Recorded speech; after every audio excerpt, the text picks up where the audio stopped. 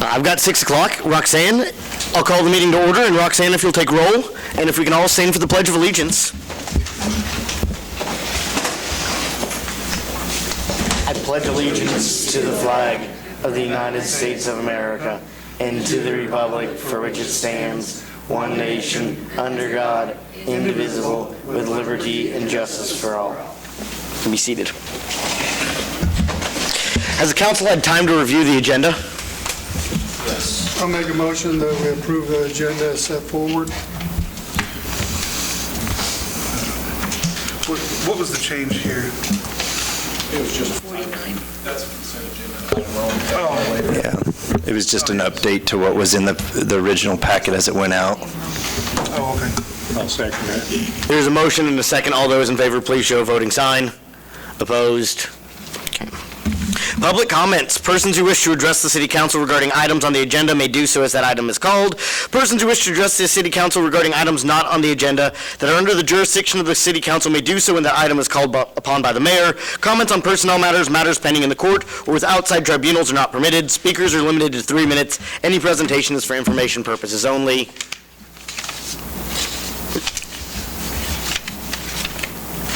I know you'd be disappointed if I didn't have something to say. For many, many years now, probably 25, I've been in Vespers, and that's our Christmas music program. And this is our 63rd year this year. And we do it once a year, and we start the Christmas season. Well, we've always had sponsors since we started, and it was a music program, the music club, and they dissolved, and then it was the Southeast Kansas Christian Association. Well, Dr. Singer moved, and he's in South Carolina, so that dissolved. We need a sponsor, and I said, well, I'll just go ask the council if they'll sponsor us. Now, you're going to say, well, why should we sponsor it? Well, first of all, we're in Iola. Second of all, we do things for free for you. And third of all, we're good. I won't say I'm good, we're good. We invite everyone to sing that can, and we have a pretty good group. It used to be 60, now we're down to about 30, but that's true with about everything. All of our people have gotten older, and I'm one of the oldest now, to give you a clue. So we want to have it. Last year, we paid for the music director, the one that directs us, and being it was the singers. And we do our volunteer time every week until we give the program. And then we also help pay for the pianist. Now, the big thing that comes into this is the music. This year we have enough to pay for the music. So I'm not asking for money, I'm just asking you to sponsor. Now, you know me well enough to know I'll probably come back and ask the tourism for some money for this. Probably $2,000 or less, but anything is better than us paying for everything. So this is what I'm asking you, if you would consider, and you don't have to vote tonight, but if you would consider sponsoring the Vespers, which I think is a good thing. I went to it for years, always was excited about going. We have a lot of out-of-town people. How I know that is I see them there. My kids come, they bring their friends, and they shop in Iola when they're here. So it's not a bad thing. It's a good thing. Anyone have questions? Affiliated with a specific denomination? No, we have every church involved that wants to be. And to be right honest, I'm the only Catholic that does it now because our choir dissolved because we didn't have a pianist. And we have a lot of Methodists. Baptists used to come, but it's open to the whole community. Richard has a paper ready to go about the Vespers, but I said, hold it until I get this announcement out tonight. We will start next Wednesday. So Is the sponsorship $2,000 or? No, the sponsorship is a volunteer thing. Now, will I hit you up for money eventually? Maybe. Not for sure. Why don't we agree to put it on the agenda on the next meeting, if that'll work for you? I don't care. I just wanted to bring it before you and let you know that we're looking for a sponsor. If we don't get you guys to do it, I hit the business people up all the time. I hit them up for the flower pots. I hit them up for this, that, and the other. And I thought, I'm going to hit the council up for this. Why don't we, is that amenable with the council to put this? Your music is always great. So let's, I put her there to tell you that. Sid, if you wouldn't mind putting that on the next agenda? Yep, we'll do that. Okay, and then we can have a full discussion, and we can get some more specifics about exactly what the sponsorship means. Anyone else wishing to address the council? He wanted me to go first. Most of you guys know me. I'm Eric Beheimer, citizen of Iola, 21 years. Back, we had the flood of '07. We decided to repair the pool. The ideas were floated around for an indoor recreation center. For whatever reason, we chose to rebuild the pool. I'm not upset about that or anything, but we saw in the newspaper, Mr. Masterson from the college, they're going to build a new recreation center. I think it would be due diligence of every entity in the county to research that in the future. I don't know what the figure is on what we make for like swim meets here in town in the summer, but I'm thinking 2 to 3 of those in the wintertime. Fill the hotels, people from out of town. If we did a partnership with all the entities in the county, I realize budgets are tight and everything, but I think it's something we should really research. Do you support it? Oh, yes, definitely. I wrote a letter to the editor in the newspaper here 3 weeks ago. I think it got printed on a Saturday. I only read what Richard writes, so. Well, I read it, it was good. I actually did most of the writing on it. I think Susan helped me out a little bit on just verbiage. Thank you. Thank Just you. kidding.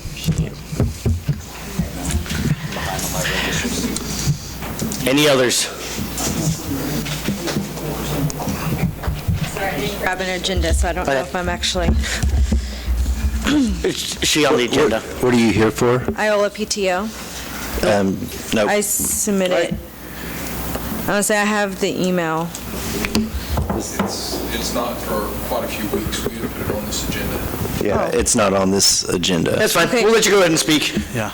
Is that Okay, I want to say. Well, I if think not- we have an agenda request, and there's something that they want us to consider. Okay. And I think it was for next year's Yes. PTO event, and so we were kind of timing that a little bit later since we had a lot on this agenda. That's That's fine. why we, Okay, I'm sorry, I hadn't heard different. I can come back in a couple weeks if that's better. we can reach out to you and let you know, make sure that you know when it's going to be on the agenda. I'm not sure exactly if we're going to put it on the next one or maybe the last one in October, just knowing that we have several months prior to get that approved. Okay, is there a possibility of the room being booked between now and then, though?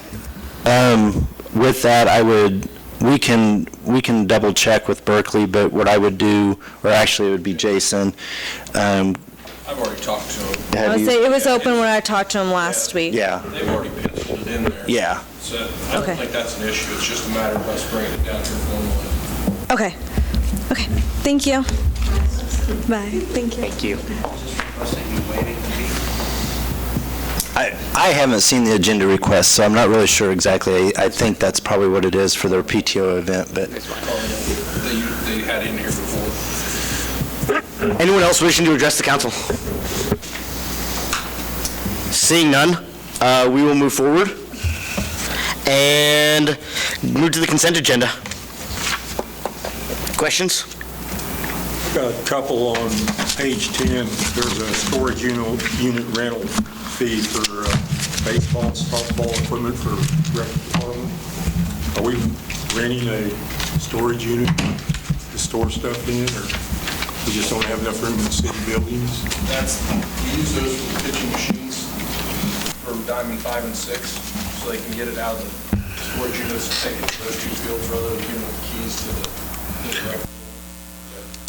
I seen that too. Was that That's the first time I've seen it on here. Is that once a year, $200? Right. Yeah, it's used for like a 4-month window in there. Okay. Maybe we need to look at building our own right there. Someplace on I mean, it wouldn't cost too much, I don't think, to put up a little shack with a lock on it, but And on page 16, we had about $4,500 in office furniture for the rec department. Will that be taken care of by the flood insurance? Yes, that'll be covered by what we have set back for the flood. Any other questions? Can I get a motion? I'll make a motion to approve the consent agenda as set forward. Motion is made and seconded. All those in favor, please show voting sign. Motion passes. Veterans Honor Flight. Mr. Mayor, members of council, I believe Mr. Don Meets is here from the Masons Neosho Lodge 27 of Leroy to address council. So, I appreciate the opportunity to address the commission. I'm not sure how you go by from Iola. I visited with Corey here 3 or 4 weeks ago. I'm Don Meets. I represent the Neosho Lodge and the SEC Veterans Honor Flight, and I think most of you are probably familiar with that a little bit. I don't have any fancy PowerPoint to present to you. I think Corey sent out to you the 3-page letter that we present to various businesses, various county commissions, various sheriff's department, various county attorneys, where we are trying to secure funds for this tremendous program. I'll leave some time. I did ask for about 10 minutes, and so I'll leave some time at the tail end for some questions should you have one. Our program this year, this will be the 4th time that we've tried it, that we're raising funds for the Veterans Honor Flight, coordinated out of our school, and our goal this year is to raise $75,000, which is a lot of money for us to raise from a little town like Leroy. About a third of that will come from raffle ticket sales, which we're licensed with a Kansas licensing brewer, and the rest of it will come from various businesses or counties, cities, and et cetera. So far, there's been 17 flights on this program out of the school at Leroy. There's been 454 veterans that's taken advantage of this 2-day flight, and it gives them the opportunity to go back to D.C. for 2 days and observe the monuments that was built on their behalf for the freedom that we enjoy today. The hub, and they call a hub, like Leroy or like Parsons or like Central Heights or like Opie, Hartford, they call those individual places where they originate these, they call them a hub. Leroy is the only hub in the state that's been able to keep this project going. 17 flights, number 18 comes up in November. And the reason they're not able to keep it going, in our opinion, is it takes a dedication of a coordinator to make this all happen. And our coordinator's a 30-year staff, a history staff teacher at Leroy. He spends a huge amount of time on making it happen. On every flight, there's 24 veterans and 24 student guardians. There's a student guardian assigned to every veteran to make sure that he is treated and handled the way he should be treated. And then there's 7 school staff that oversees it, and then there's always 1 doctor from SC Coffee Health Systems. The cost of each flight runs between $29,000 and $31,000. The original 7 or 8 flights back a few years ago, Southwest were flying all the veterans free. So those flights were costing, or those trips were costing between $19,000 and $21,000. Southwest discontinued flying the veterans free 3 years ago. Now, when Jeff bought tickets here for the November flight, Southwest has reinstated that policy, at least for this one flight, where the veterans fly free. So this flight that comes up in November is going to cost somewhere between $19,000 and $21,000. Because over and above the flight, you got the bus to KCI, and then you got the bus for 2 days back in D.C. You've got the overnight stay. You have all the room or all the meals, and then you got the bus back to the airport in D.C., and then you've got the bus from KCI back to Leroy. So it sounds like quite a bit of money, but when you divide that out by 56 people, it's really not overly expensive for what the veterans and the student guardians get to observe. So hopefully Southwest will continue to fly the veterans free on down the road. The applications that Jeff has online right now, he's got 100 applications on hand. And as we go out to the various Walmarts, the various county fairs, various city events, the county events, and we're out and about a lot, that we'll pass out from 3 to 7 or 8 applications at every event that we go to. Some of those applications come back into the school, and of course some of them, they just set on them until they want to send them back in at a later date. But currently, Jeff is looking at somewhere around 100 applications. Very few World War II veterans are going now. Unfortunately, most of them have either gone or most of them have passed on. We are getting an application in from a 99-year-old World War II veteran here in the next week or two. We passed out application last week when we was up in Kansas City raising funds for this event. Our raffle lot ticket has 18 items on it, as it's had for 2 years ago and 4 years ago, and the value of those raffle items is $10,000. And we have businesses standing by to support that program. So every item on that raffle is already totally paid for. So therefore, every dollar we take in from raffle sales, every dollar we take in from businesses, city councils, county administrators, county commissions, every dollar we take in goes towards the honor flight. The lodge itself doesn't retain anything. And that's just a procedure we work with. We've got a lot of veterans in our lodge, and some of them have already been on the trip that qualify, and they all qualify. But the older you are, the age does play a little bit of important part into moving up in the process. Over and above these 18 items, Henry Arms designed a Henry Arms special gold inlay rifle 3 years ago. And so that is over and above. Only a veteran will get his hands on that Henry Arms rifle. To show just exactly how far we go out and reach, 2 years ago we had 18 items on the raffle. It went to 18 different communities. And that just kind of tells you that we're out and about at a lot of locations. The Henry Arms rifle also went to the 19th city. So I think, we're out and about trying to raise as much funds as we can. Like I said, there's 100 applications on hand right now. And once the trip takes place, and they do a trip in November at Veterans Day, they do a trip in April. When those veterans get back, they request a lot of applications. So following every trip, the applications will also start coming in over and above what we pass out at our fundraiser. I've been in business at the Leroy Co-op for 36 years. I went to the bank for 14 years, and I'm currently a county commissioner in Coffee County. So I know a fact that you get more requests for funding for this project, that project, and whatever. And we fully respect that. This is the first time we've been to the city of Iola. There's been 23 so far that's taken advantage of this trip from Iola, Moran, and from other locations within Allen County. So on behalf of the Neosho Lodge, on behalf of the SEC Honor Flight, we would hopefully you would join us with this endeavor and could help us out with some funding. So at this time, Mr. Wells, I'd entertain some questions, and if you have any questions, I'd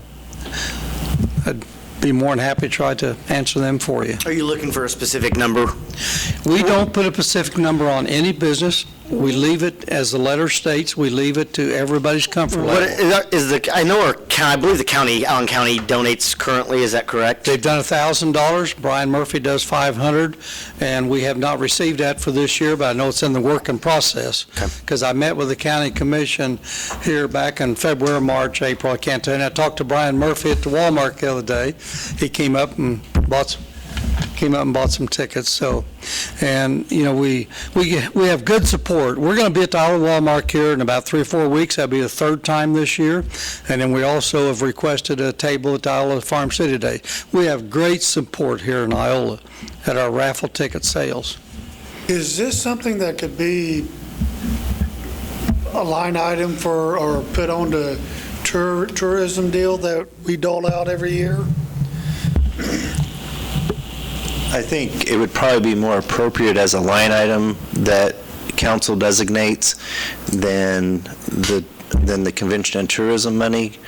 That money is kind of meant for things that bring people in to the community, and there's some statutory and legislative kind of requirements on that. But I think it could be something that council designates as a line item. I mean, we do that out of the discrepancy, or, council discrepancy, not Discretionary. Discretionary is the word I'm looking for. What do we currently have allocated in our discretionary funds? I believe the main thing that comes out of there, and that's the bulk of what we have budgeted, is the 1 mil for the bolus. I think we do have 5,000 in special projects, I think. It's going to safe base, I believe. Yeah, that's safe base. To the water for the gardens. Yeah. Was that already decided for 2020? Those amounts in the budget are decided, but Right. Okay. yeah. When does that the 5,000, that was a 5-year deal, wasn't it? I think next year is the last year of that commitment.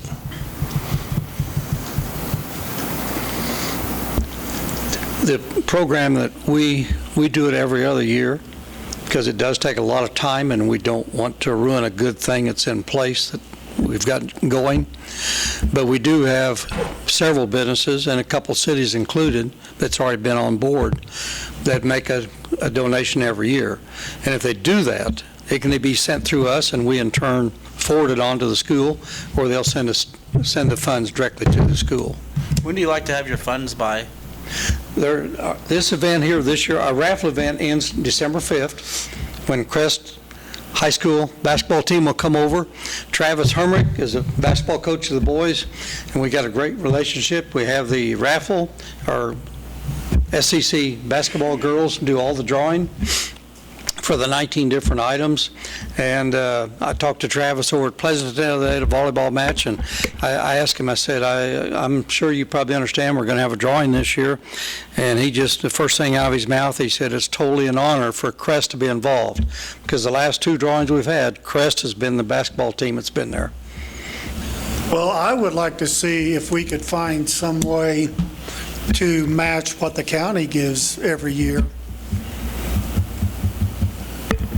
And that's perfectly up to what council wants to do. If you want to do $1,000, you say that and get it approved, and we'll make sure that it gets taken out of the budget, I mean, the way or designated in the budget. The way I feel it, if the county is, putting up $1,000, then surely we could find $1,000 somewhere in our budget to give to this organization.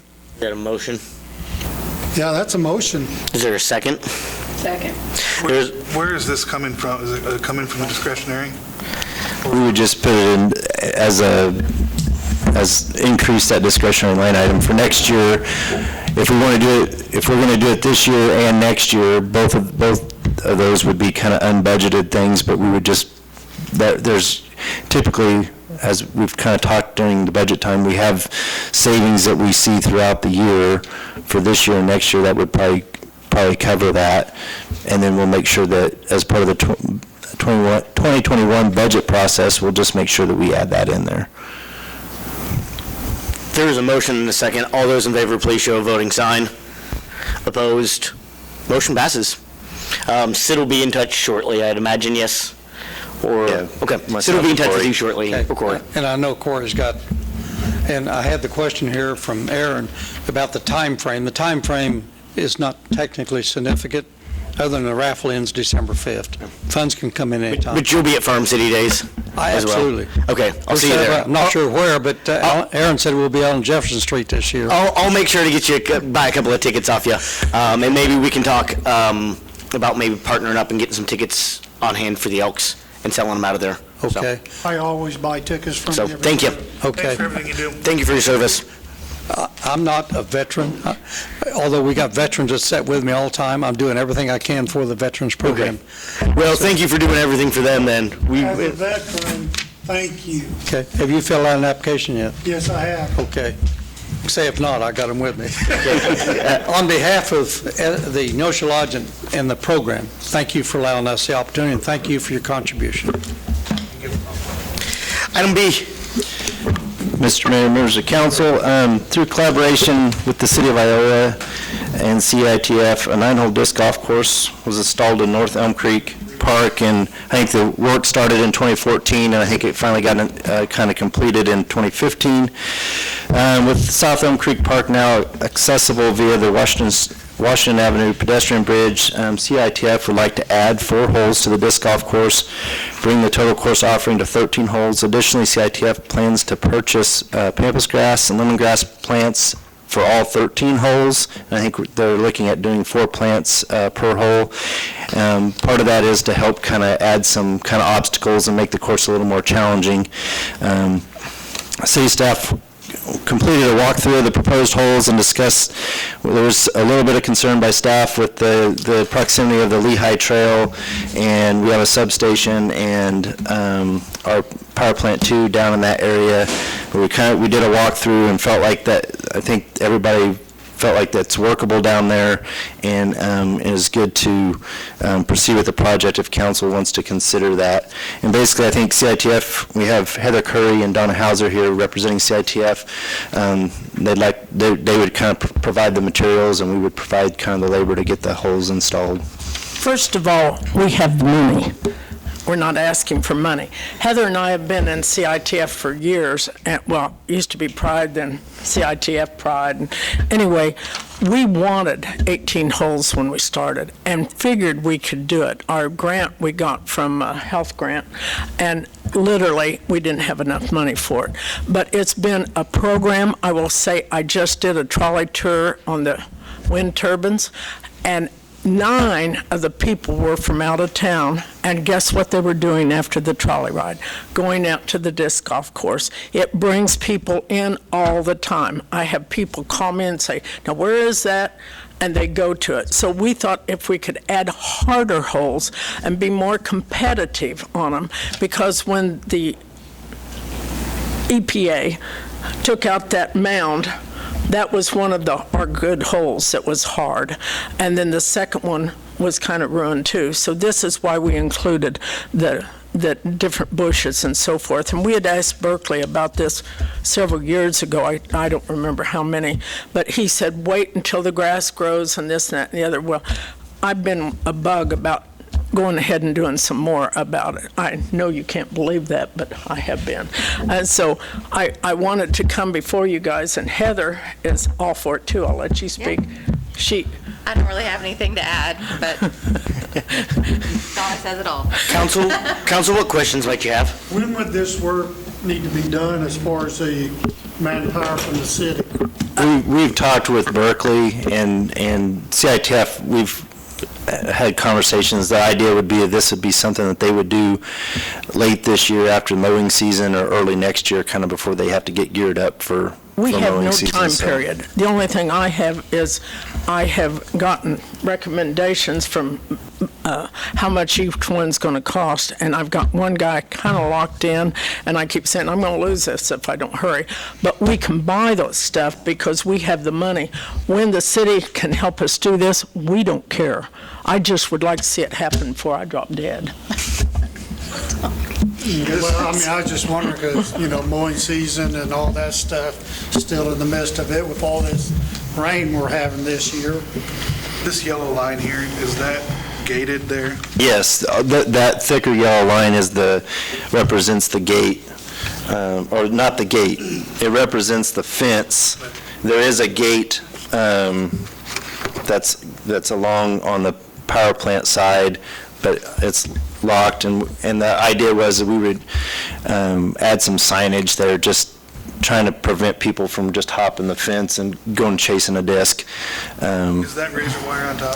It is, not on the power plant side. On the substation, it does have, I think it's a 6-foot chain link with kind of that angle and barbed wire on the top, 3 strands of barbed wire on it. So that one would definitely I would hope deter people. Well, that's my only concern there, is that hole number 3, is Yeah. people climbing. Is that the impound lot that they're? Yes. Yep, that would be yep. Ron, I would take you around it. I've walked that place. I just know what things can happen and what people are going to do. I do too. That's on the west end, that's open. They can walk around it. It's been that way. Yeah. Yeah. If they wanted to get in there, they wouldn't have to. But they still could not get into the substation. Right. Substation is totally fenced off. But everyone that talked feels comfortable with, you've talked to the... There was concerns with the department heads, but my understanding of that conversation, I followed up with email communication, is that they are now comfortable with moving forward with this if council chooses. I just hope nobody goes diving after a disc, because those Well- discs are still in there where they had that road. Yeah. We're going to have 2 holes going across the creek for the poor golfers. They will start on the other side of the creek so they won't lose it, because we don't want anyone diving or jumping off the bridge or jumping off. So we've already planned that. We have, They laid that road bed, you bring the crane down there, that's only under a foot of water. I know that. But it's not really near that. I could take you around and show you where we're talking about. Do it all the time. I see I know you guys do. from the college down there playing. There's not only that, I know a lot of people use it. I guess there's a ad hoc league that meets out there when football season's not going on Sundays, and there's like 4 or 5 or 6, 7 teams that... It's for free. Yeah. We did it for all people. You can be old, young, and I've seen, when we first did it, we taught the college kids. They came for free, and we taught them how to do this, and I don't know how many times I've been downtown showing people how to do this, but the thing we were excited about, first time I was out there watching other people, I never saw so many mothers carrying their babies back here playing this. And I thought, this is really a good thing. Quite a few people down there having their lunch on the picnic tables. Now, we aren't on by the picnic tables on that south. Council want to make a motion here? Make a motion that we approve it. I'll second. There's a motion and a second. All those in favor, please show a voting sign. Opposed? Motion passes. Thank you very much. That will make me sleep well tonight. Acorf. Did you second that? Yes. Okay.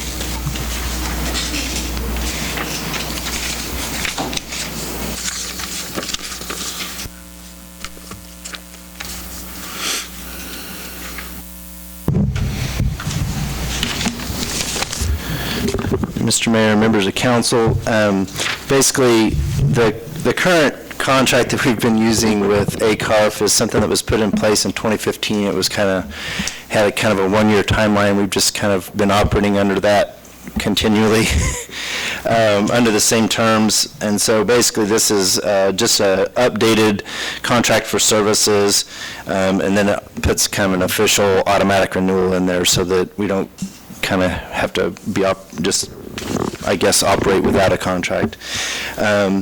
The main thing there's a couple of things that I wanted to point out is it does have the addendum that kind of talks about waiving the fees sometimes that gets done on the ACARF side, and so it just lays out how when they do that, they communicate with us, and then we don't charge that.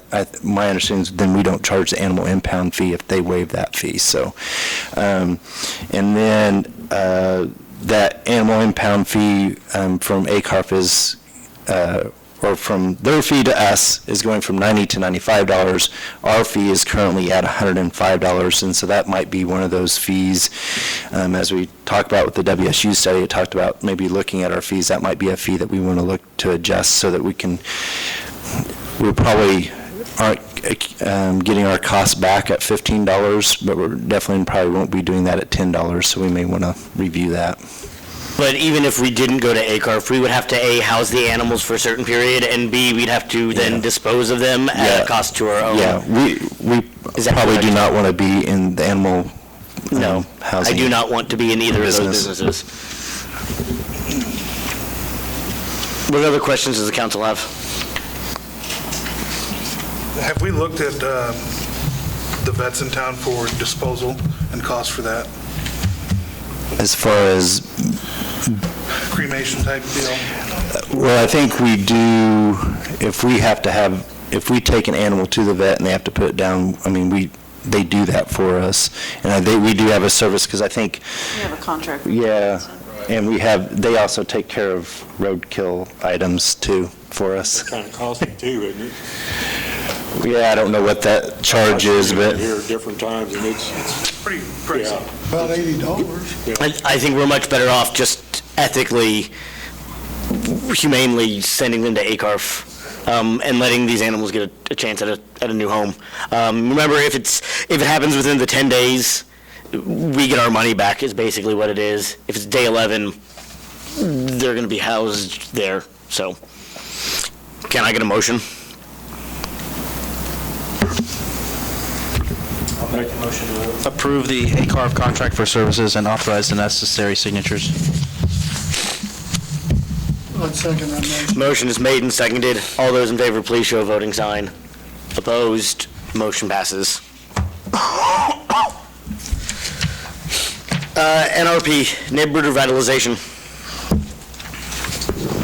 Mr. Mayor, members of council, the current neighborhood revitalization plan is set to expire on November 30, 2019. The program allows kind of a graduated property tax rebate on property improvements over a 10-year period. Eligible properties must be within the city limits and can be residential, commercial, or industrial. The renewal process requires a public hearing, so we'll have to open and close a public hearing, and then if council approves that, then staff will go and seek the interlocal agreements with Allen County, the school district, and Allen Community College before we send that on to the Attorney General, who ultimately reviews it and approves it. We did set the public hearing for today, didn't Yes, we? yes. Okay, so at that point, I'd like to open up the public hearing on the neighborhood revitalization plan. Is there anyone wishing to speak about the neighborhood revitalization plan? Seeing none, I will close the public hearing. Council, what questions might you have? Is there any indications that one of the other entities within the county might not want to sign off on this? We haven't really had any discussion with them up to this point, but I know last time it was pretty much, we just kind of went and talked to them, and it was a thing that they did in a partnership with us as kind of an economic development tool for us. Remember, this is only on the increase in tax evaluation. So if it's a $50,000 business and it goes up to $75,000, they still pay the $50,000 that they were paying, and then we rebate that difference between. And ultimately, in the long run, the idea is that you give them a couple of years of that rebate, and then the city's going to start making more money. Is the theory? So you're not going to lose money from where they were at. And I did want to point out, page 7, we will update the valuation information, because we had the 2016 information, and we'll update it with the 2019 information.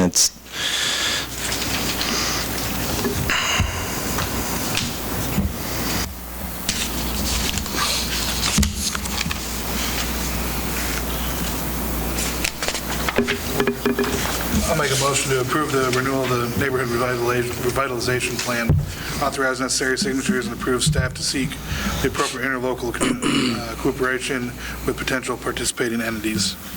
I'll second it. Motion is made and seconded to renew the neighborhood revitalization project. All those in favor, please show a voting sign.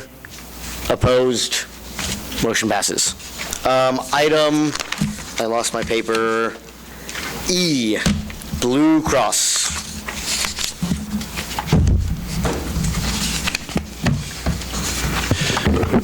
Mr. Mayor and members of council, the city's existing health insurance policy is a self-insured plan that includes a $1,500 deductible for the single and $3,000 deductible for the family. This plan is a grandfathered plan and is eligible for health savings accounts.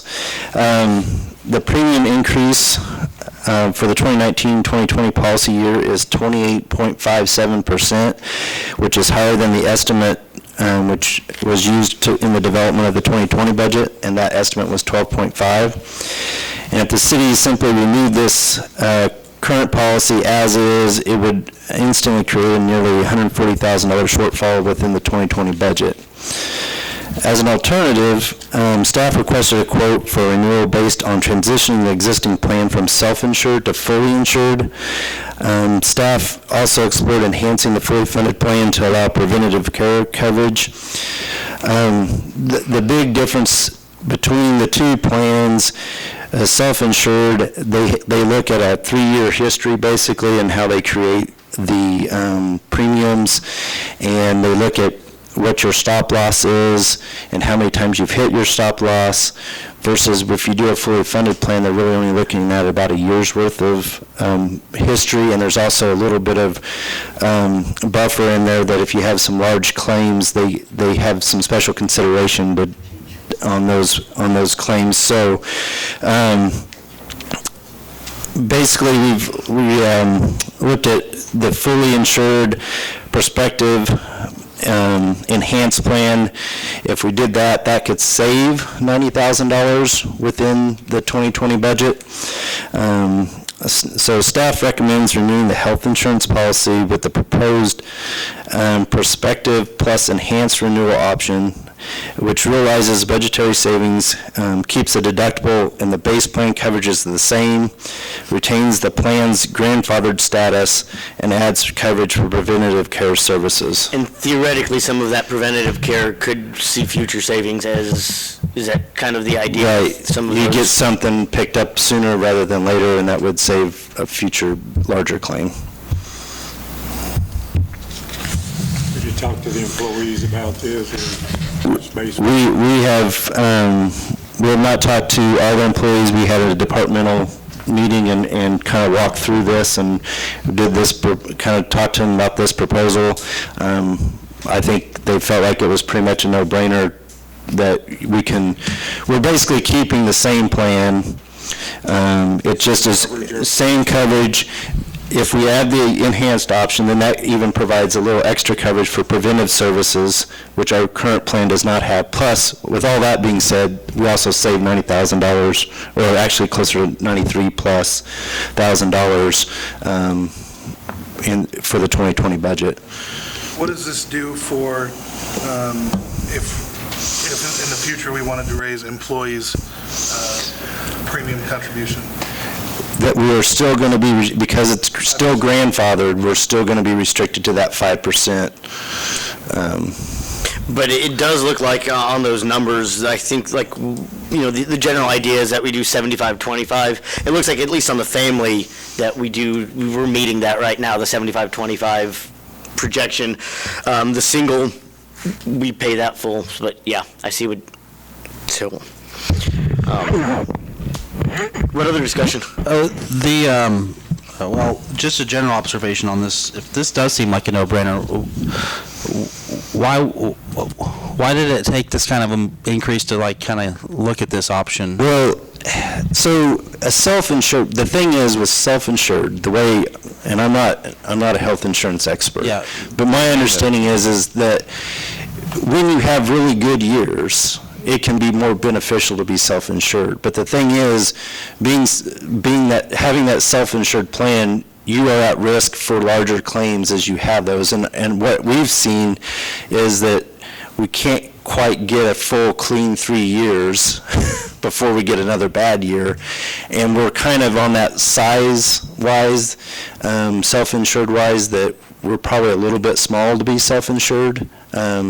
I imagine there are groups that are smaller than us that are self-insured, but we're probably kind of on that small size. We actually kind of went and did a little survey today, and the ones that were there was one that was about the same size as we are that was still self-insured, but the other ones were at least about twice as big as we are.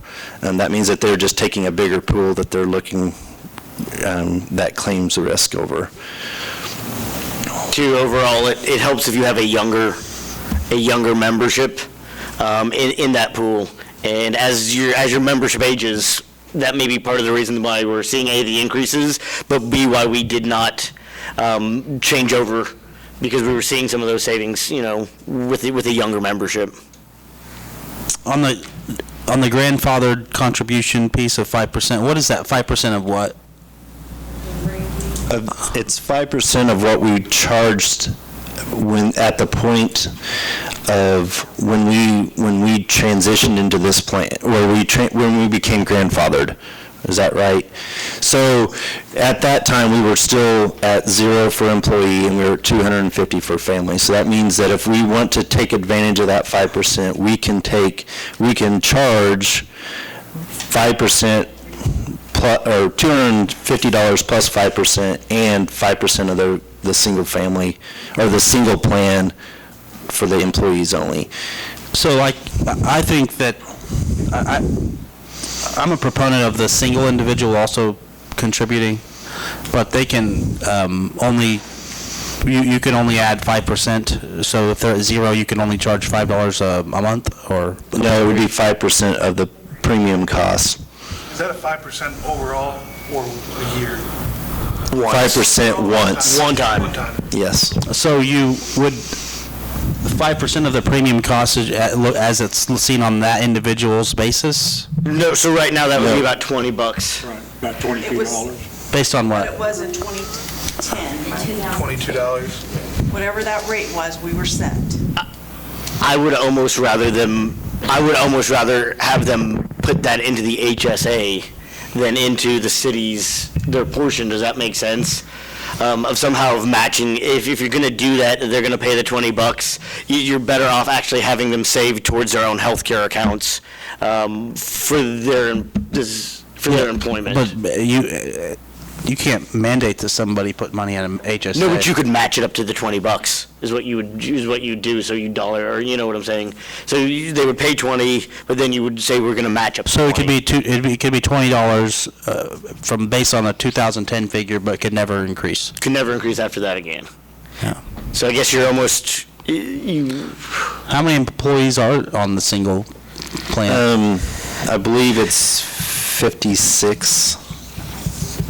So that's $20 a month per person, Per pay period. or per pay period? Per month. It'd be per month. So $11 per pay period. Yeah, there's 56 that are employee only. So that's times, so you have 56 employees, $20 a month.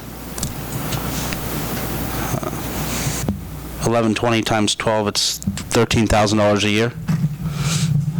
So I think that I think that might be part of a separate conversation on this one, though. Does that make sense? well, for you it is, but for me it's not, because I think that zero deductible or that zero contributions in this budget item or in this agenda item. In this plan, okay. Yeah. So I mean, that's $13,000. You know, that we continue to look for places to. And so that 93,000 becomes 106,000 that we're saving. So I would like to see the single individual contribute. I mean, to me, I can't rationalize why you're asking somebody who has a family to contribute, but not a single individual. I don't understand where the basis for that. Well, I'm not sure. I'm not sure if I'd have to look, but I'm not sure that the school charges for their single. Do you know, Corey? And I think there's others that that I'm familiar with. I think there's some, that's not uncommon that the employee only is covered by the employer by 100%. That doesn't mean that it has to be that way. I'm just saying that that's Well, I'm not 3 for uncommon. 3. You know, I guess anytime I've ever contributed, that's an individual. So, and again, I'm not going to make it a big sticking point out of the council, but as you move forward, you look at leaving when we have in future budgets when you're talking about taking people's merit raises away, and you look back over a 5-year period and say, did you look at everything? I mean, this is one of those small things, like the utility 2% credit surcharge that I don't think it's a huge ask, but. I agree with you. I mean, $20 a month for a single family, I think that's still very, very reasonable. Do you have any feedback on that?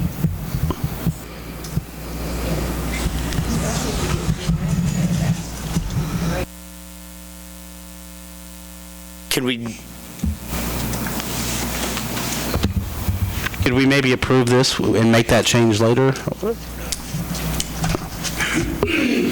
I think we can, because if we move to the fully funded, all that matters is that we are paying that premium. The other, when we have, I say fully funded, fully insured, when we do the self-insured, we kind of have to, when we typically set our renewal, we kind of set our rate that we charge.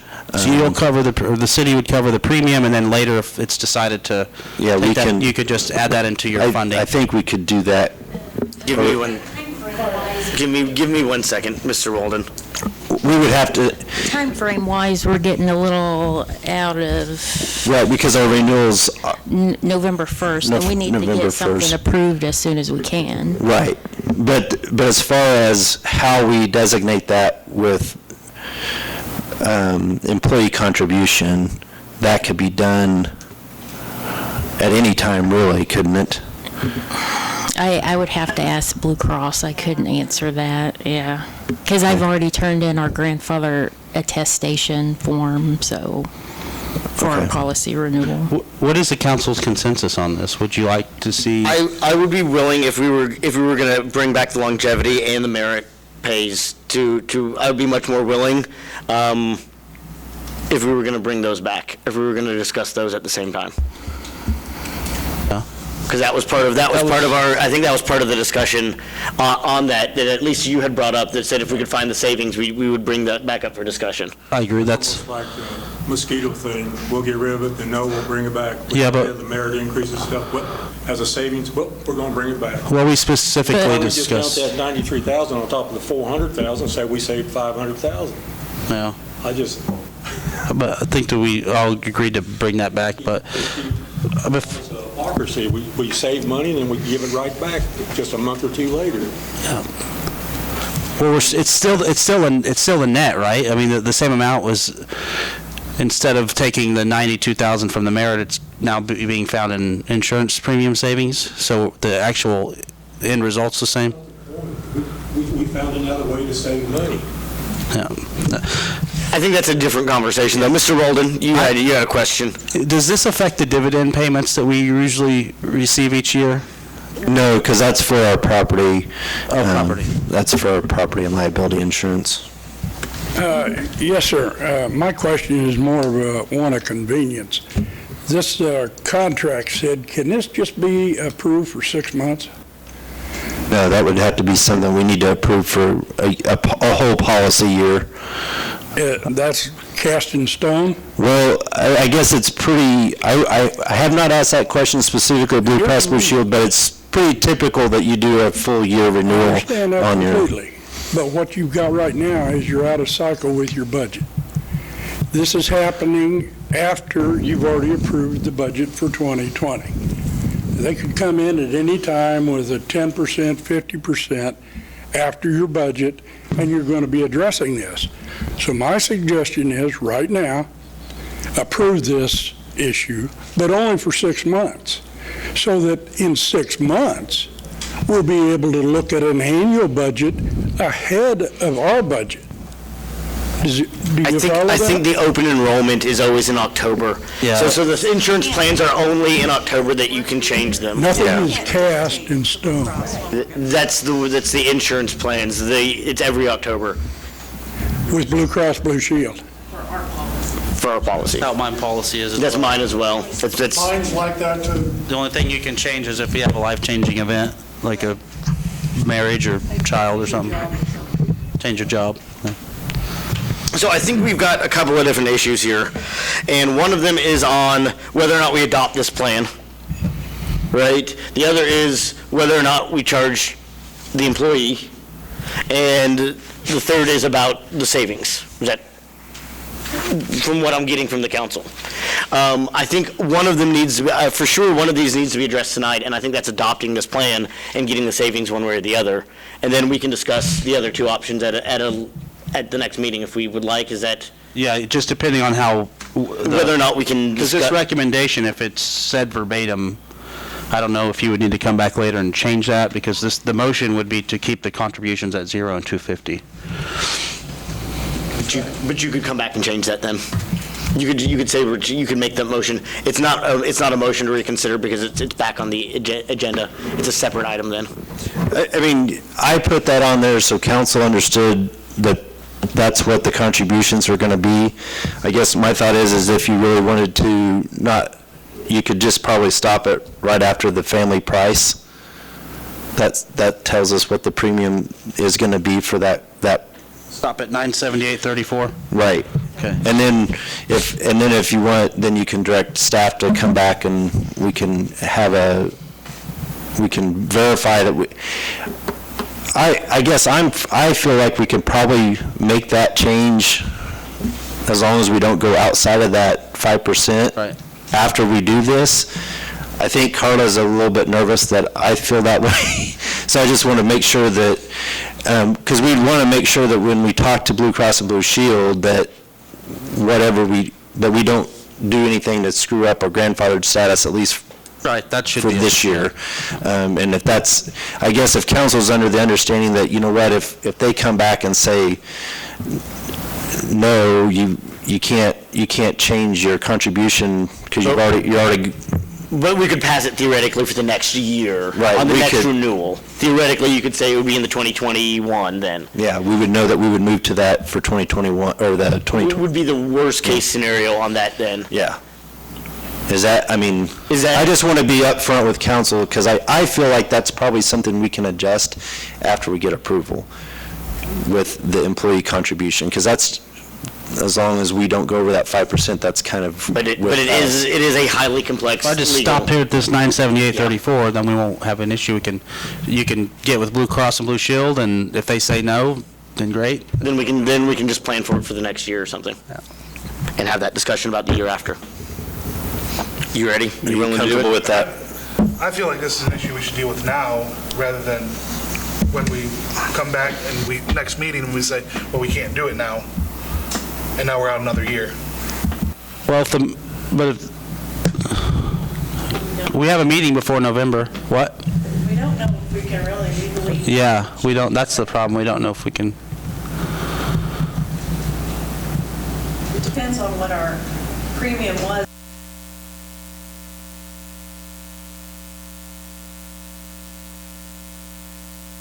Right. But we could do it for 5% of the 2010 amount. So we can take that. Sorry. No, but we could do it for 5% of the 2010 amount. That is our understanding that we have. We need to make sure that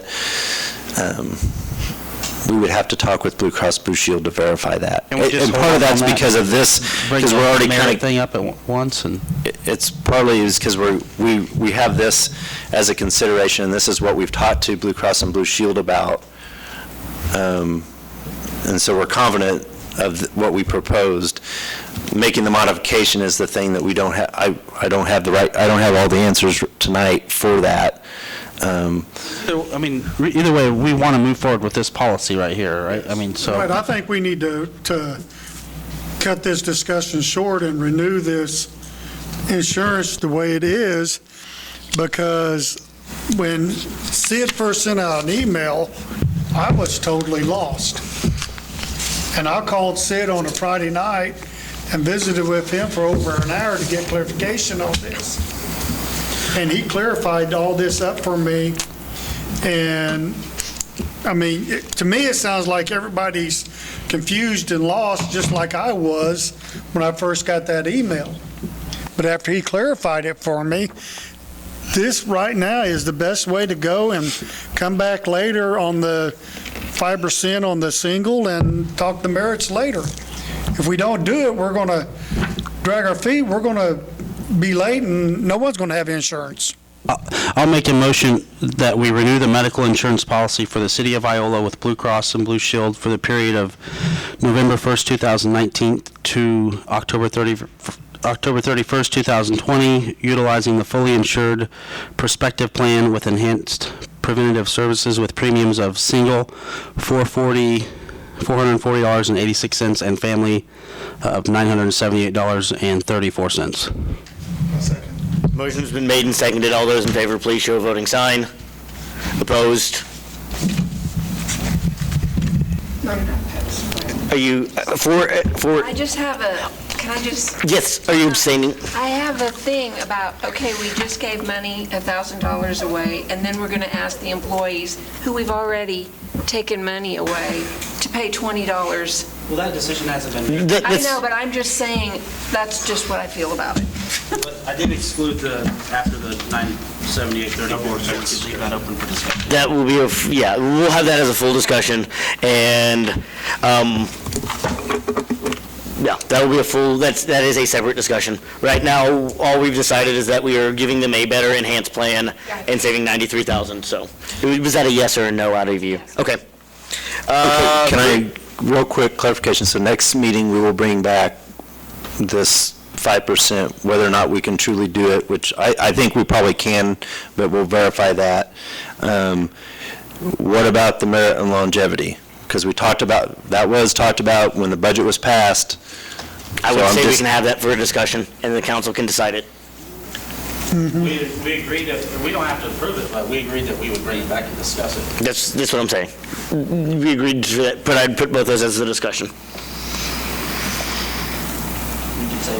You can say no. You could vote no. Three-phase.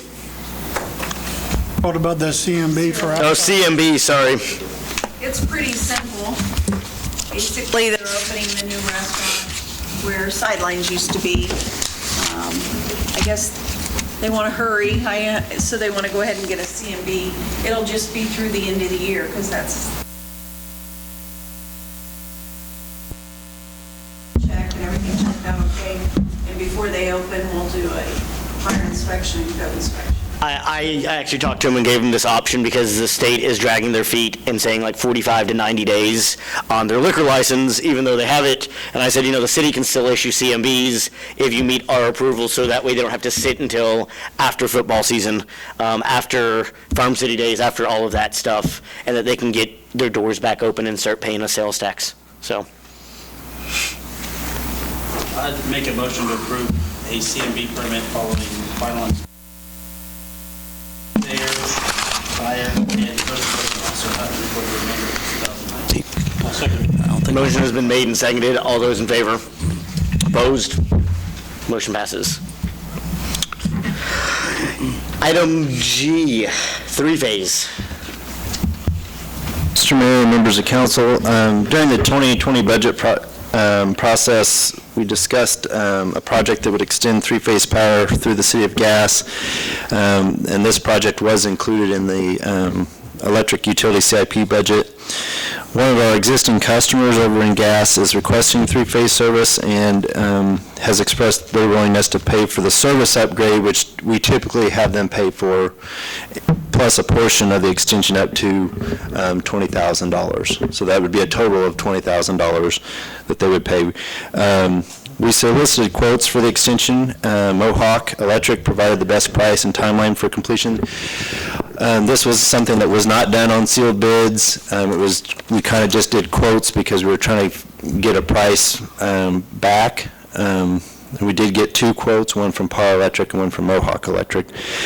Since this project has previously been identified with the electric utility CIP, a current customer is requesting the three-phase service, and the customer is willing to pay a portion of the project. Staff recommends moving forward with the project and utilizing Mohawk Electric to perform the work, contingent upon that requesting customer signing a kind of a formal agreement that they're going to do the $20,000 for the upgrade, and this would be funded through the electric CIP, Fund 83.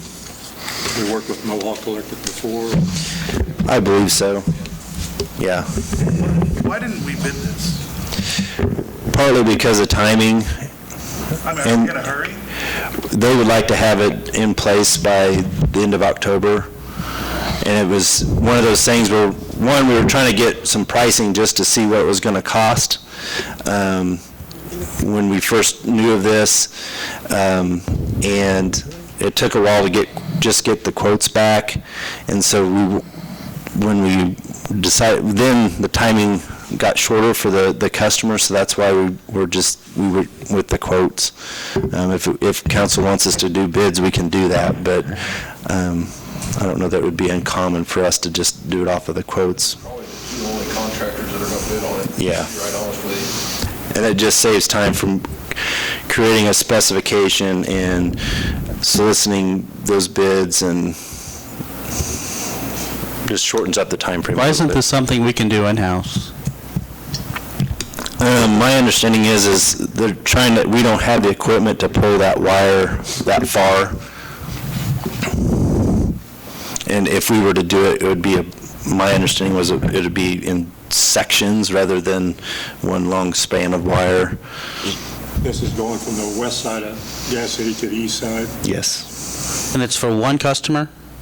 We're one customer now, but it gives us the ability to provide that three-phase power there. I know we've had conversations with another customer that's interested in three-phase power. And they'll pay back $20,000 of this? Yeah, a portion, the majority of that is going to go to their service upgrade, which is going to include a new transformer, a new wire to their service. But a portion of that would go to the project. I guess I'm trying to understand what our net expense on it would be. Would it be 43,933 minus 20,000? No, because we're going to, we have a quote of about 17 and a half for their service upgrade. That's our internal quote, but that includes, we're not sure on this transformer size, because what I quoted the customer, I said no bigger than a 500 kVA, which is what we quoted, but we think it might be smaller than that. It also was a quote on, the transformer was not that quote was not a firm quote from the dealers that we typically use. It was somebody we could buy one off the shelf with, so it was a little bit higher. So we think that upgrade cost is going to be much less than the 17 and a half. But this will give us another customer. This will give us, well, and this customer is already an existing customer, but they will then start using a lot more electricity with us because it provides, because currently they're using generators to do what they need to do for their business. I guess fundamentally, you have to, or philosophically, you have to ask if it's, I mean, and I believe it is, if it's our duty to provide the customers with the infrastructure they need. I look at it as not only helping them out, but we're going to have a line going all the way through Gas City. That we can, anybody else. If they ever want to expand out there. That's not Westar stuff? We're gas. We have them in our service district. Go up along north of 54, essentially. I think so, yeah. I saw the electric guys out there clearing some trees out, and I was wondering if they were going down through that way. Would you like to make me a motion? I'll make a motion, we approve the Mohawk Electric to extend three-phase power through the city of gas and add a three-phase double dead-end pole for $43,933 and authorize the necessary signatures contingent upon request of customer approving the service upgrade quote for $20,000. I'll second it. There's a motion and a second. All those in favor, please show voting sign. Opposed? Motion passes. Round table.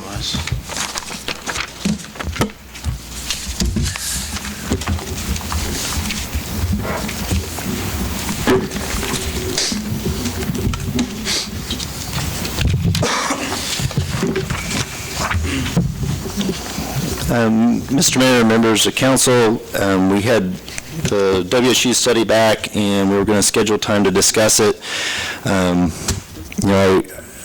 I've kind of heard, not directly, but, that this, maybe not everybody's happy with it. I realize it may not be the panacea everybody was looking for, but I think it does offer some good information for the city as we move our organization to the future.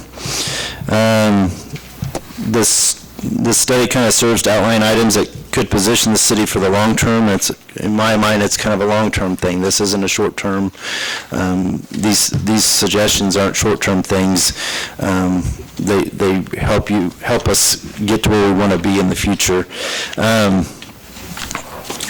My suggestion, and that's only my suggestion, is, as we go through this, maybe the best thing to do, because there's a lot in here, is to kind of eventually kind of identify some key topics that we want to talk about, that then we can go back and we can get clarification from WSU, or we can dig a little bit deeper in and then come back and have a focused conversation at upcoming meetings. But other than that, leave it for council discussion. Well, I still want more time to read it and digest it and understand it a little better before I make any decisions. I think today might just be focusing on some areas that we want to really start focusing on.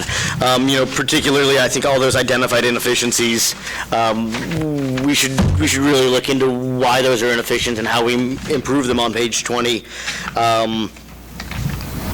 And what we're doing versus what other people are doing, i.e., trash collection, missed pickups, stuff like that, that maybe we need to really change the policy on. But I think we need to look at each and every one of these. I had a question about the utility locates. Is that for private individuals or is that for us? Well, is that like when you call 411 dig? Yeah, it would be okay. called for when you call dig safe or whatever it is, and so we send people out for that for our utilities. Okay.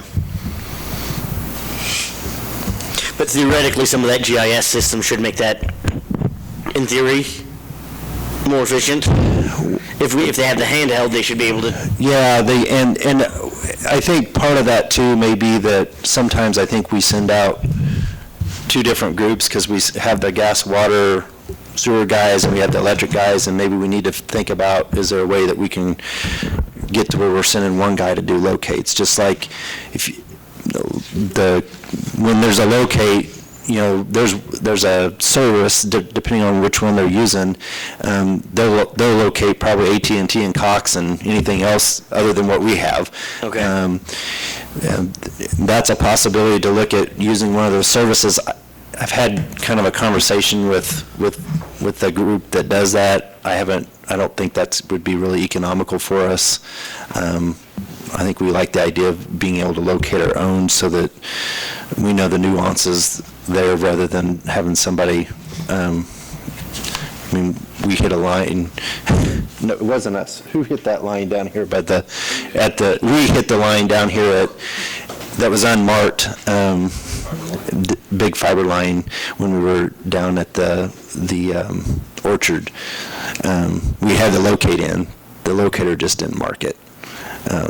And that's kind of a nice thing for us to be able to have a little bit of that control and make sure that we try to limit that as much as possible. Ron, what do you got? I was somewhat disappointed in the book. I read the entire thing cover to cover, and when I got to the end, I was waiting for more. I feel like we talked about the majority of these things, and I don't think that it really provided a lot more feedback than what we had already talked about. We knew that there were inefficiencies within the city, and I think that they were things that we could have taken care of inside the city rather than spending $16,000 on it. That's what I gathered from it. One thing I do think was interesting from this is the difference between, in the survey, between the supervisor's perspective and the employee's perspective on inefficiencies, and I think that needs to be explored and figure out, is there a mechanism that we can put in place that we can try to get that communication? I had some real questions about that too, if that was employees thinking their department's inefficient or somebody else's department's inefficient, we're doing great over here, but it's them over there. I had quite a few, but I do think we need to put a system in place that definitely lets the employees say, this is a better way to do it. And I do think that they gave us some ideas that we need to focus on this council, the next council, of really focusing down and starting to define our terminology of what we mean by cuts, what we mean by services, what we're expecting as a service level, and what is that service worth if we're willing to decrease some of those services, if the citizens want those services still, right? Those are some conversations that we have to have as a council. Well, one thing, the rent-a-truck process, I mean, I've used that, and they bring it out on company time and park it, then pick it up on company time. And if I read that right, they're wanting to start charging for that service? The way I understand it? I think that's one thing that, that's a service that maybe isn't offered by a lot of communities, and that's one of those things, if you're looking at cutting things, that's something that a lot of communities don't do. That might be something that you want to look at, or you charge for that service to recoup some of the cost of that.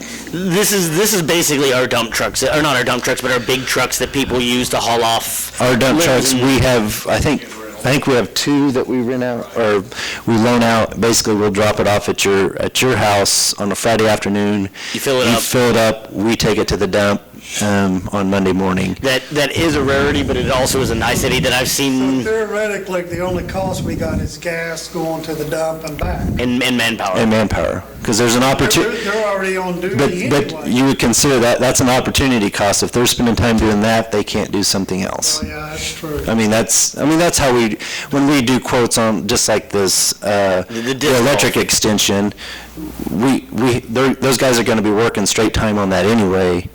But we calculate that in to know what that cost is. Or even the disc golf, or the bathroom, that we calculate our own labor, just to say that this is what the value of the labor is. Even though, there's no direct physical cost, they could be doing project X instead of project Y. I mean, as far as that truck, I've used it once at my house. And I don't know how, could you get us numbers on how many times that truck has been used over the last 6 months to a year? Yeah, we keep track of that. Okay, so that would be a starting point. But, to me, I think that's a great service, and it helps keep houses and keep places clean. I mean, someone that don't have a truck or a trailer, they want to clean up, that's a good service. My opinion.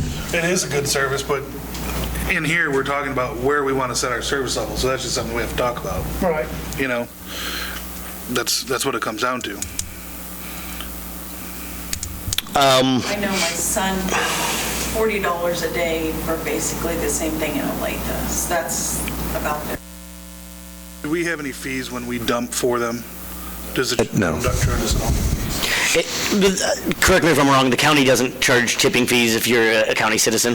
Is that? Unless it's business. Unless it's business, okay. It's your business, yeah. Okay.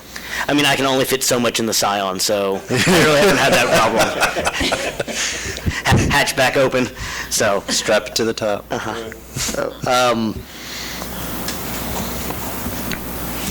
I would like more basically on all of these inefficiencies, and I know we can't get them all, but maybe if we said this is what they were identifying as inefficient and this is the solution to that inefficiency, on page 20, I know there's a lot more, and there may not be a solution. So animal control after business hours, I don't know if there's a good solution on, don't pick up animals, but that's not the right answer to it. So some of these we may not be able to, but animal control after business hours doesn't give me a whole lot of information. I'd like to know more on the meter reading process. The one I did is the public safety SOGs. These seem to be small picture things. Yes. That we maybe should be focusing on bigger picture things. That's fine. Are we going to solve these issues here of meter reading and?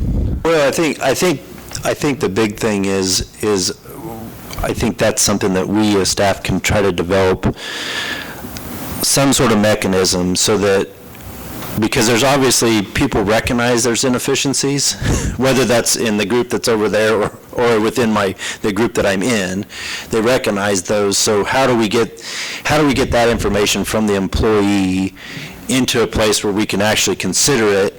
And maybe there's a reason why that looks inefficient, but there might be good things. I'm positive there's going to be good things in there to say, okay, that's something that we can correct, we can modify, we can change. But I think that having that mechanism is part of, I think that's a big picture thing, because that speaks to the culture that you're trying to create, right? Because if the culture now is, well, we know there's inefficiencies, but we're not going to say anything because we're afraid somebody's going to get mad at us, or we don't have, somebody's going to lose their job.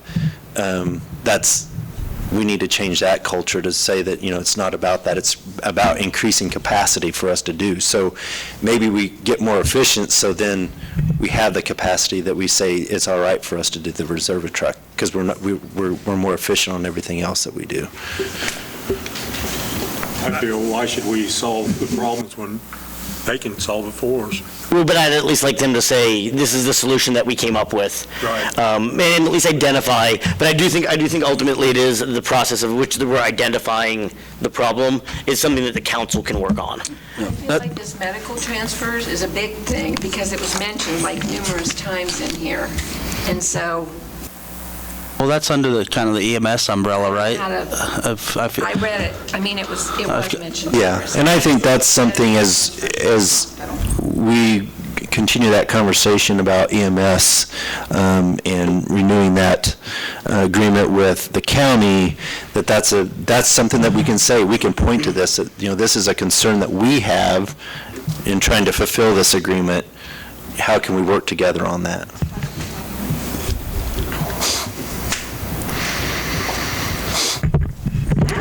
My three main takeaways, there are a lot of rabbit holes to go down on this report, and there's a lot you can't cover in 40 pages, but I think the council has their hands full with the EMS plan moving forward into 2020, because you have essentially 6 months to make a decision on the contract. And to me, the elephant in the room, the most uncomfortable topic is where it's decided to go with the organizational structure. The report talks quite a bit about services. Yeah, it talks about services and reducing services and how changes might affect services, but I didn't really gather from the report that adjusting our organizational structure from a management standpoint would have a direct impact on the services. So I don't know if we can look at making that change, and to me, because that's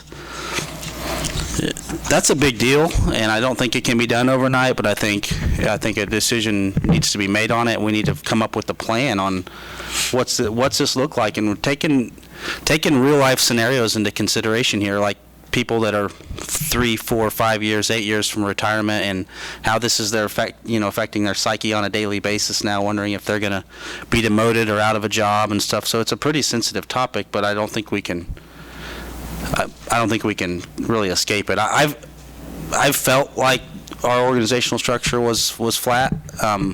This report reinforces that. So that's, to me, I'd like to see us focus in on the organizational structure and the change management involved with that, and the EMS piece. And then there's other low-lying fruit that we need to look at in this as well. A couple things in here stood out to me. It seems to contradict itself a little bit on, it seemed like some people were for technology and others weren't, like where it talked about data collection. It felt like kind of the old school way of doing things with papers and pens and having records and stuff like that. Well, we don't need to change to this new technology system because I got it all right here in my notebook. But then when the study actually went to research into examples of things, there were lacking examples. So that's something that caught my attention. That goes into the bigger picture of data collection and then using data to make change. So there's the last piece that I wanted to talk about is I can't find it in here, but Sid reminded me of it. It talked about conflict.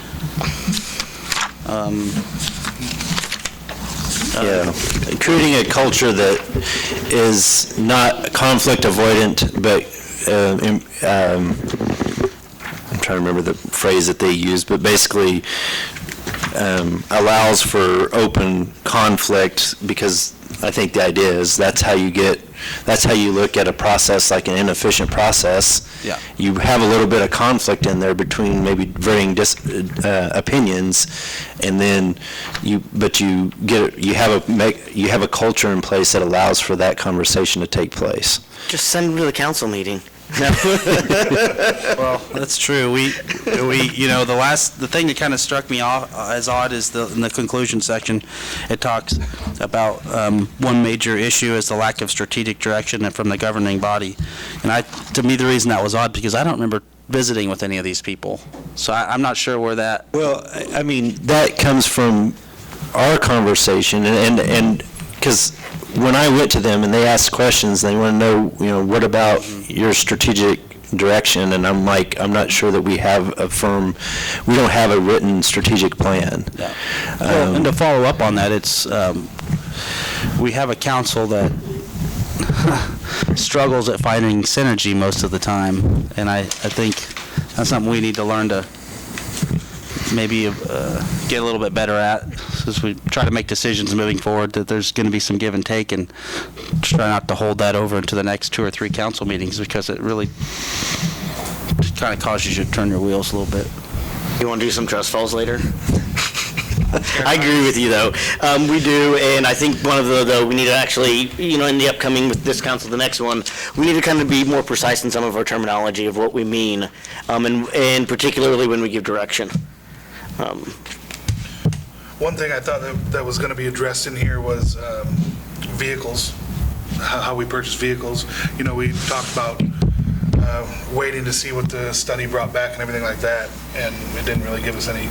I guess I didn't think that was ever part of this. This was about staffing and the organization itself, not the vehicle. But I think some of that could be, or might be able to be addressed if you weren't so flat and you had more of a management leadership in some of those, overseeing several of the other areas, that they might be able to find some of those improvements.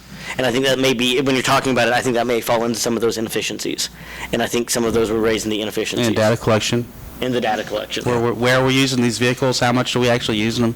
What time of the day are they available? I thought that I was expecting more out of that in this report. Anyone else? Mr. Walden?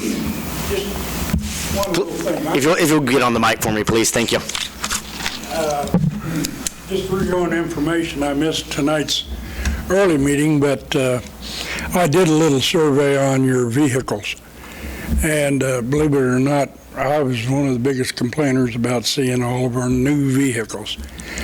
In your category of half-ton trucks, which we see riding around all the time, you have 3 that are newer than 5 years old, okay?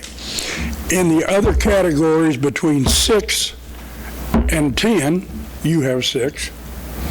In the categories between 10 and 15, you have 6. And in the categories of 15 to 20, you have 6. You have 21 half-ton trucks running around. I've spoken to some of the supervisors. They are even of the opinion that they don't need a half-ton truck. They're recommending that when they come to budget, they're going to ask for Ranger size, mid-size. This is terrific. I mean, you're looking at gas, the whole routine. Because really, most of our trucks that run around don't even have a shovel in them. I mean, they're just transportation. So it doesn't take a full-size truck.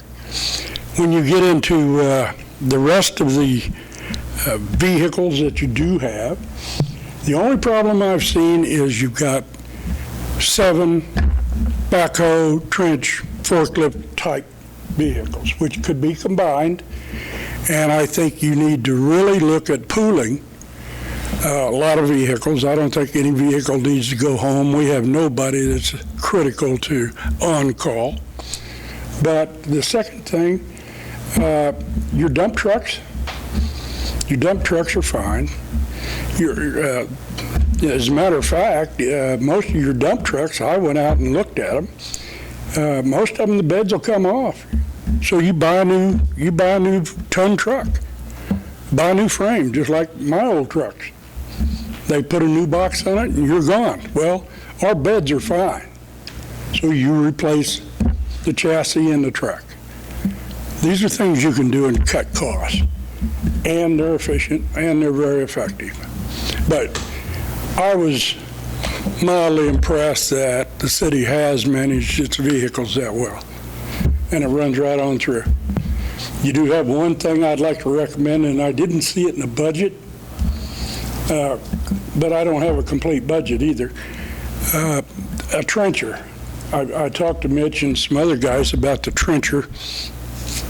It seems that what we did is buy a bastardized trencher. It's got 3 different, quote, manufacturers. And the one that's in, quote, critical condition is the one in the middle. And they're literally having to just maintain it almost on a daily basis when they use it. So if anything, if you're going to spend a little money, like I said, I'd look at a serious trencher, because you're going to need that. And with your electric, I'm not sure what the electric distribution policy is, but it should be underground is a priority. And you get rid of climbing poles and wind blowing it down and everything else. But a trencher I do see that you need, and it wouldn't hurt next year. But you're doing a good job on your vehicles.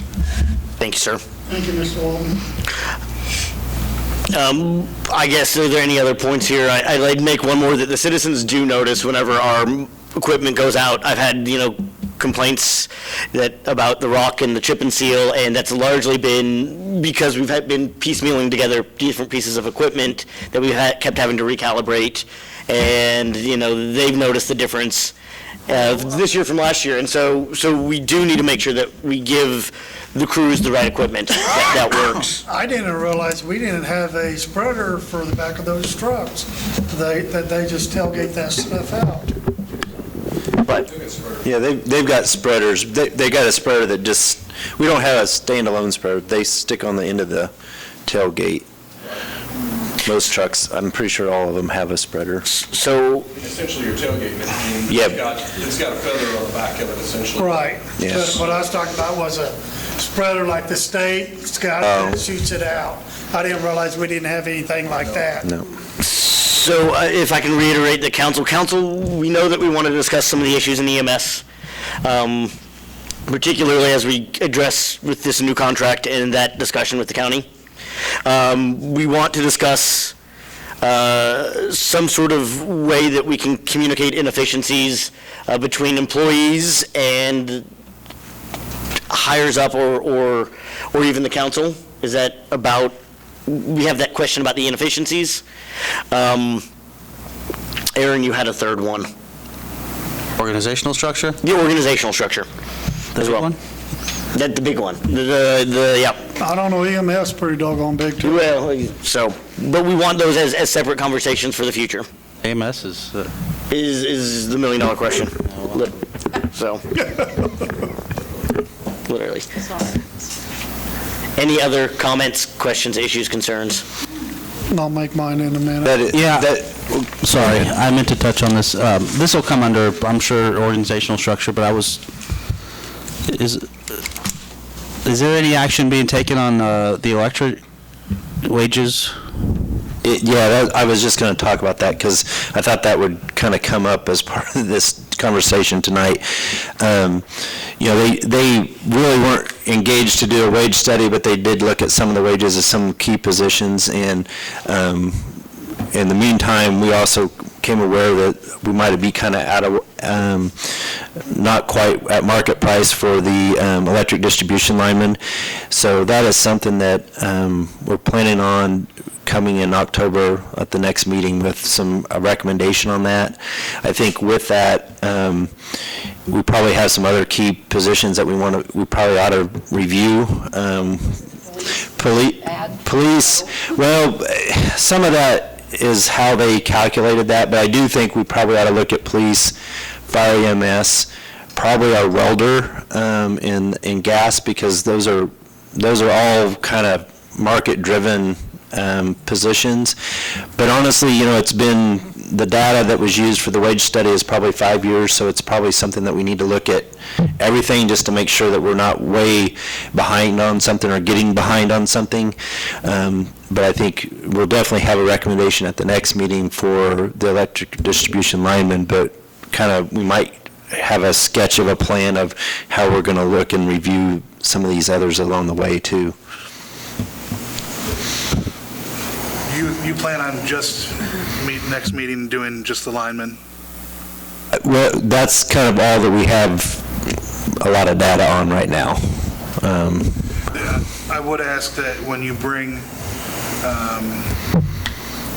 comparisons in, that when we're bringing in, saying that our employees are making this base wage, that you bring everybody from that department in. We don't need names or anything like that, but what they made yearly, so we can get a base wage plus whatever they're making in overtime. I would like to see that.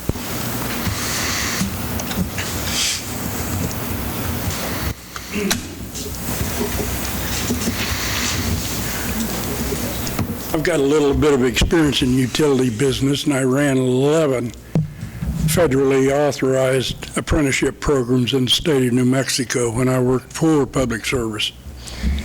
There's one thing I see that you're doing totally wrong, and that is you've got no indebtedness to the trainee. You're offering a man a skill for the rest of his life, and you aren't restricting his ability to quit, walk off, anything. If you're teaching a man to a CDL, that's an expense to the employer. That expense needs to be reimbursed by time. And if you teach a man a skill that's going to last his lifetime, like an apprentice lineman, or water, or anyone else that's in a full apprenticeship program, then you need a restrictive agreement. And by the way, your chief of the fire department has that. Impresses me, okay? Somebody's thinking, but the rest of you aren't. You've got the electric, you got water, you've got every other skill that you want. You can teach metering in a New York minute, but you can't teach a distribution man how to climb a line and fix any phase. So if you're going to do it, put some restrictions on it. They've got to stay employed so long after you give them that license. And if they don't, it's simple, you sue them.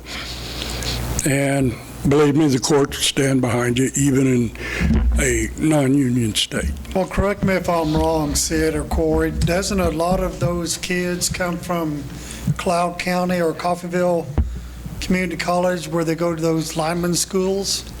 I think the last two that we hired were, I'm not sure which one, but they were from one of those schools, technical schools. So, I mean, they get that training there, but as far as the actual hands-on, up the poles and all that stuff, we teach them. How many times have you seen somebody put spurs on?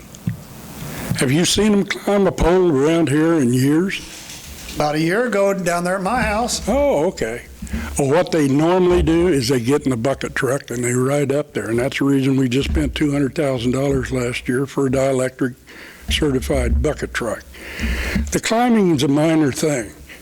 It's what you do when you're up there. And that's the reason there's apprenticeship programs, and apprenticeship programs are 4 years long, and there's a lot of training. And these boys have a lot of knowledge when they leave here. And you're losing a lot of experience. They know the distribution systems, the back loops, they know the transformers that kick out and the ones that don't, and the ones that are overrated. No, you teach a good man, you keep him. And that's part of your wages. Not all of it. But yeah, you need a restrictive agreement. Well, I'll agree that we teach them a lot and they learn a lot. Thank you. Thank you. Any other comments? Seeing none, council administrator reports. Kim? I have nothing. Just following up on a couple questions. I received water under the bridge now, but the chip and seal was done around Jefferson School right around 7:45 a.m., and then the following week or so, the painting of the walkways was done around the start of school time. Was there any way to avoid that, or has that been addressed with staff previously? Coordination with the school at the time, on timing. Yeah, okay. We had emails about Warren Park. Okay. Like the streets were closed and everything. Okay, yeah, these were from parents. These were from parents, so. Handy, let's just say. Yeah, well, and typically, we try to have that project done before school starts, but with just some of the weather that we battled, and then we had some equipment issues, it didn't work out quite as well as we wanted. That's what I told them, but I also told them I would follow up. Okay, that's fine. Thank you, Aaron. Anything else? You're not going to give us a little plug? No plug? I'll give it to you. All right. None, I'll make mine in a minute. Go out and support Farm City Days. Go buy the buttons. They will be on sale here soon at Walmart again. Yeah. And there are lots of places like the Chamber that are selling them, and lots of local businesses. Go out, support those local businesses, support Farm City Days, support the Chamber. Support Iola. Support Iola. Ron? I have nothing. Do you want to go after Sid? Yeah, I'll go to Sid. We do have the 2020 budget printed up. If you haven't brought your notebook by, please do so. If we don't get it prior to Wednesday, we'll just give you the binder clipped version, and you'll have to assemble it yourself. Some assembly required. The rec building, the epoxy should be cured. I think we got to get a transition strip between the epoxy and the sport court floor, and then the main part of that will be done. We're going to get some cove basing down. I think it's supposed to be on this week, and hoping to get it prepped up and get it opened up soon. I think that's all that I had. I make a motion that we adjourn for the evening. I'll second it. Motions have been made and seconded. All those in favor? Opposed?